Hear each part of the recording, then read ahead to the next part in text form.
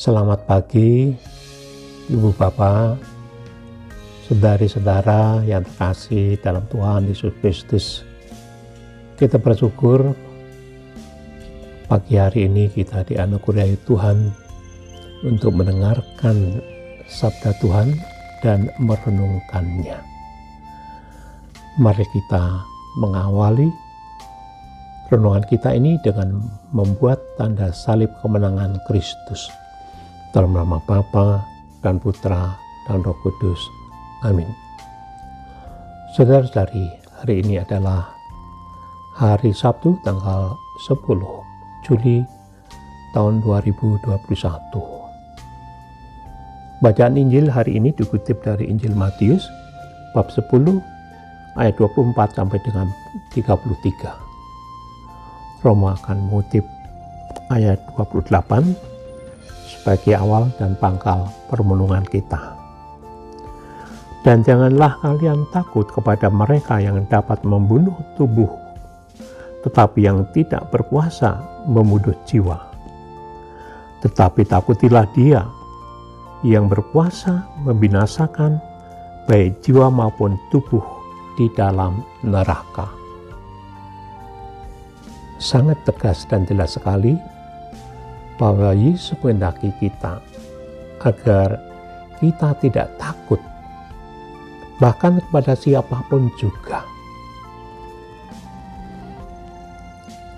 Karena kita sebagai murid-murid Kristus diutus di tengah-tengah dunia ini untuk memberi kesaksian di hadapan masyarakat kita, di tengah-tengah dunia. Kita harus mengakui jati diri kita sebagai orang Katolik.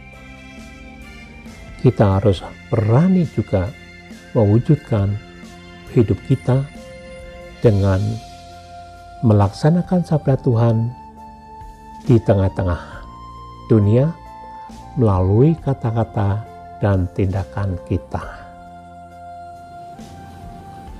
Saudara-saudariku yang dikasihi Tuhan, hari ini kita akan mendengarkan Injil suci menurut Matius bab 10 ayat 24 sampai dengan 33.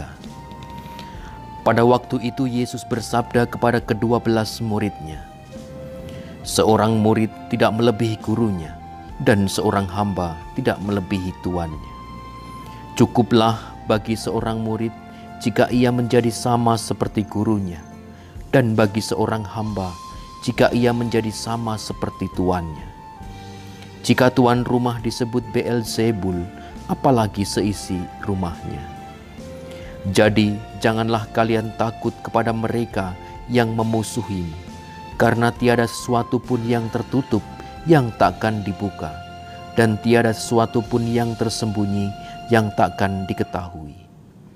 Apa yang kukatakan kepadamu di dalam gelap, katakanlah dalam terang. Dan apa yang dibisikkan ke telingamu, beritakanlah dari atas atap rumah. Dan janganlah kalian takut kepada mereka yang dapat membunuh tubuh, tetapi yang tidak berkuasa membunuh jiwa. Tetapi takutilah Dia yang berkuasa membinasakan baik jiwa maupun tubuh di dalam neraka. Bukankah burung pipit dijual seduit 2 ekor? Namun tak seorang pun akan jatuh tanpa kehendak Bapamu. Dan kalian, rambut kepalamu pun semuanya telah terhitung. Sebab itu janganlah kalian takut, karena kalian lebih berharga daripada banyak burung pipit. Barang siapa mengakui aku di depan manusia, dia akan kuakui juga di depan Bapa-Ku yang di surga. Tetapi barang siapa menyangkal aku di depan manusia, dia akan kusangkal di hadapan Bapa-Ku yang di surga." Demikianlah sabda Tuhan. Terpujilah Kristus. Saudara-saudaraku yang terkasih dalam Tuhan Yesus Kristus, rasa takut nampaknya sudah menjadi kodrat manusia, terutama jika manusia masih bayi, masih kecil, masih anak-anak. Apalagi kalau orang tuanya suka menakut-nakuti kepada anak-anaknya sehingga anak-anaknya lebih takut lagi. Beruntung Romo dulu waktu kecil, Bapak Romo, orang tua Romo tidak mengajarkan untuk takut, tetapi untuk berani juga melihat kenyataan hidup. Beruntung pula rumah kami dulu itu dekat dengan kuburan, hanya 250 meter saja. Karena itu kuburan menjadi tempat main Romo, harian Romo lebih sering main ke kuburan. Nah, ke kuburan itu di sana ada ditanam buah ceri atau kersen atau bahasa Jawanya talok. Itu banyak buahnya, tiap 3 hari datang ke situ, lalu sudah masak-masak, kuning-kuning, merah-merah. Wah, rasanya harum dan enak sekali. Dan di kuburan itu juga ada tanaman ini, ketela karet, yang pohonnya bisa besar, bisa sebesar paha Romo, itu ketinggian besarnya bisa dinaiki ke atas. Untuk apa? Untuk mengambil daun-daunnya. Daun-daunnya itu untuk makanan kambing. Romo dulu pelihara kambing, makanan kambing. Terus yang muda-muda untuk sayuran, wah itu lebih enak daripada daun singo biasa, karena lebih lembut, ya, lebih gurih dan lebih lembut, enak. Nah, itulah pengalaman Romo waktu itu. Karena itu pengalaman ini Romo ajarkan ketika Romo menjadi direktur Panti Asuhan Santa Maria di Pasang Surut, Palembang. Romo berkarya 3 tahun di sana. Ada 130-an anak-anak waktu itu, laki-laki dan perempuan. Karena itu Romo ajarkan mereka supaya tidak takut, supaya mereka berani, terutama berani tampil. Tampil apa? Sebagai penyanyi, sebagai lektor, membaca kitab suci, tampil kur, juga berani belajar menari, ada kuda lumping, ada gamelan juga, ada angklung, ada kolintang. Wah, banyak anak-anak diberi kesempatan untuk mengembangkan diri agar mereka berani, dan itu sangat menguntungkan. Hari ini Yesus mengajar kepada kita tentang agar kita jangan takut, jangan khawatir, jangan takut kepada siapapun juga, karena kita diutus ke dunia untuk mewartakan Injil, mewartakan Kristus tengah dunia. Yesus sudah tahu apa yang akan terjadi pada murid-muridnya, karena beliau sendiri juga sudah mengalami bagaimana nasib Tuhan Yesus.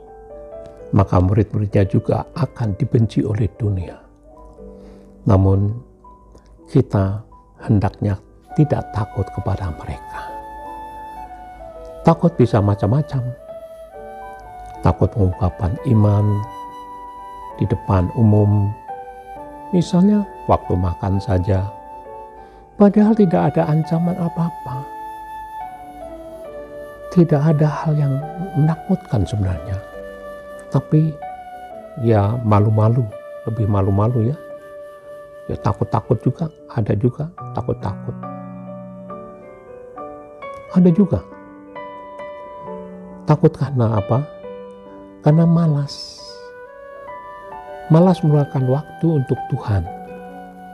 Misalnya bagi orang-orang Katolik yang napas Natal dan Paskah hanya datang pada saat hari raya Natal dan Paskah saja. Itu menjadi orang Katolik KTP, hanya KTP-nya saja Katoliknya. tapi tidak dihayati kesehariannya. Nah, karena itu kita semuanya dituntut untuk berani meluangkan waktu, berani meluangkan apa saja yang kita miliki ini untuk kita lebih dekat pada Tuhan, supaya kita bisa menghayati hidup kita sebagai orang-orang Katolik. Kita harus tahu hal yang paling berharga bagi kita adalah nyawa kita atau jiwa kita. Karena nasib jiwa kita itu sangat penting sesudah kita meninggal, maka kita harus menghidupi nyawa kita. Sebab nyawa kita itu berharga juga di hadapan Tuhan. Maka dituntut keberanian kita untuk berkorban, untuk kehilangan, tetapi justru supaya kita memiliki. Jadi kehilangan tetapi supaya memiliki.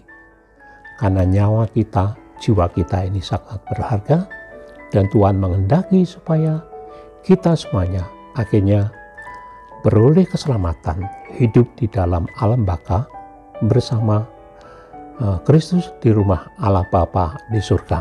Seringkali malah kita lebih pada saat pandemi ini, kita memang ada rasa khawatir atau harus waspada juga, tapi tidak boleh takut berlebihan karena akan merugikan diri kita sendiri. Mari kita mohon kepada Tuhan supaya Tuhan memberikan kita keberanian untuk berani bersaksi di tengah-tengah dunia, agar hidup kita berarti bagi dunia, karena kita dipanggil untuk menjadi garam dunia dan menjadi terang dunia.